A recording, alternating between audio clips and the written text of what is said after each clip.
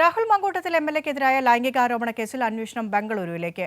പെൺകുട്ടികളിൽ ഒരാൾ ഗർഭഛിദ്രം നടത്തിയത് ബംഗളൂരുവിലെ ആശുപത്രിയിൽ വച്ചാണ് എന്ന ക്രൈംബ്രാഞ്ചിന്റെ കണ്ടെത്തൽ. പുറത്തുവന്ന തെളിവുകളുടെ ശാസ്ത്രീയ പരിശോധനയും അന്വേഷണ സംഘം ഉടൻ നടത്തും. രാഹുൽ മാങ്കൂട്ടത്തിനെതിരായ ലൈംഗികാരോപണ കേസിൽ 2 പെൺകുട്ടികളെയാണ് നിർബന്ധിത ഗർഭഛിദ്രം നടത്തിയത് എന്നാണ് പുറത്തുവന്ന വിവരം. ഇതിൽ ഒരാളുടെ ഗർഭഛിദ്രം നടത്തിയത് ബംഗളൂരുവിലെ ആശുപത്രിയിൽ വെച്ചാണെന്നാണ് ക്രൈംബ്രാഞ്ചിന്റെ കണ്ടെത്തൽ.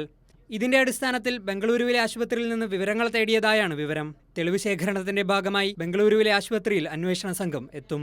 ഗർഭഛിദ്രം നടത്തിയ പെൺകുട്ടികളുടെ മൊഴി രേഖപ്പെടുത്താൻ ക്രൈംബ്രാഞ്ച് ആലോചിക്കുന്നുണ്ട്. എന്നാൽ ആദ്യഘട്ടത്തിൽ പെൺകുട്ടികളുടെ കുടുംബവുമായി ആശയവിനിമയം നടത്താനാണ് അന്വേഷണ സംഘത്തിന്റെ തീരുമാനം. പുറത്തുവന്ന ഫോൺ സംഭാഷണങ്ങളിലും വിദഗ്ധ പരിശോധന നടത്താനാണ് അന്വേഷണ സംഘത്തിന്റെ തീരുമാനം. ഫോൺ സംഭാഷണങ്ങൾ, വാട്സപ്പ്, ടെലഗ്രാം ചാറ്റുകൾ എന്നിവയുടെ ശാസ്ത്രീയ പരിശോധനയും നടത്തും. നിർണായക വിവരങ്ങൾ ലഭിക്കുകയാണെങ്കിൽ അതിന്റെ അടിസ്ഥാനത്തിൽ രാഹുലിനെ ചോദ്യം ചെയ്യാനാണ് ക്രൈംബ്രാഞ്ചിന്റെ തീരുമാനം. അതേസമയം രാഹുലിനെതിരെ പരാതി നൽകിയവരിൽ നിന്ന് അന്വേഷണ സംഘം മൊഴിയെടുക്കുന്നത് തുടരുകയാണ്.